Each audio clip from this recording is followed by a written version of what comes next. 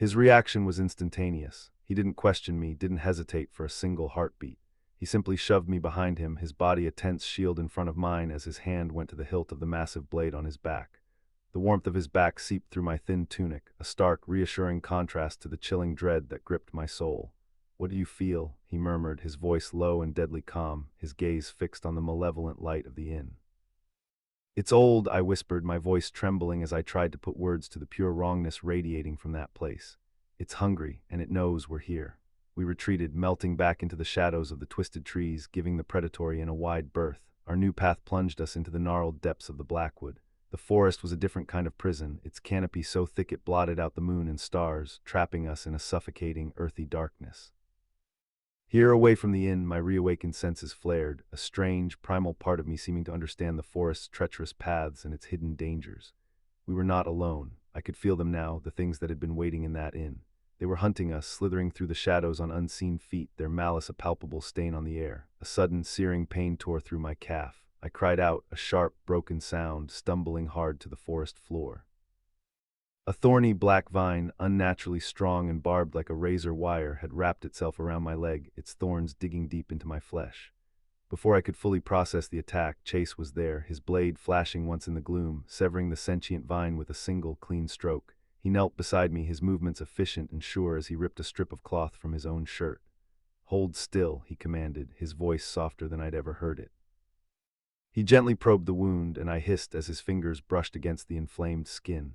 His touch was meant to be clinical, but it was electric. Every point of contact sent a shower of sparks across my nerve endings, making the muscles in my leg twitch. The world narrowed to the feeling of his hands on me, the intensity of his gray eyes focused on my injury, the clean, masculine scent of him overwhelming the damp earth of the forest.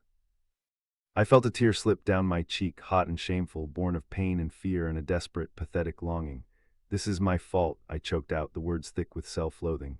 "This power, it's a beacon for things like this. It's why they locked me away. I hurt someone, I didn't mean to, but I lost control.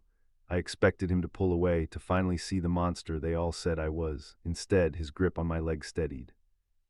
He finished tying the bandage, his knuckles brushing the sensitive skin behind my knee, making me gasp. He looked up, his gaze meeting mine in the oppressive darkness.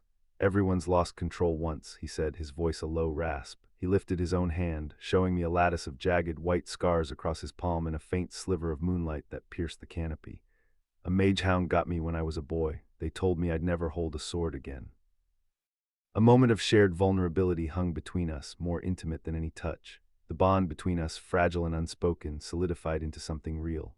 But the moment was shattered by a low, guttural growl from the shadows behind him. 3 pairs of glowing red eyes emerged from the darkness. The creatures were vaguely canine, wrought from shadow and malice, their teeth dripping with viscous black saliva, the mage hounds he had just spoken of. Chase was on his feet in an instant, his sword a whisper of steel as he drew it. He stood between me and them, a lone warrior against the encroaching night, one-lunged. He met it with a deafening clash of metal, but 2 more were circling, flanking him, their movements supernaturally fast. He was skilled, a blur of deadly grace, but he was outnumbered.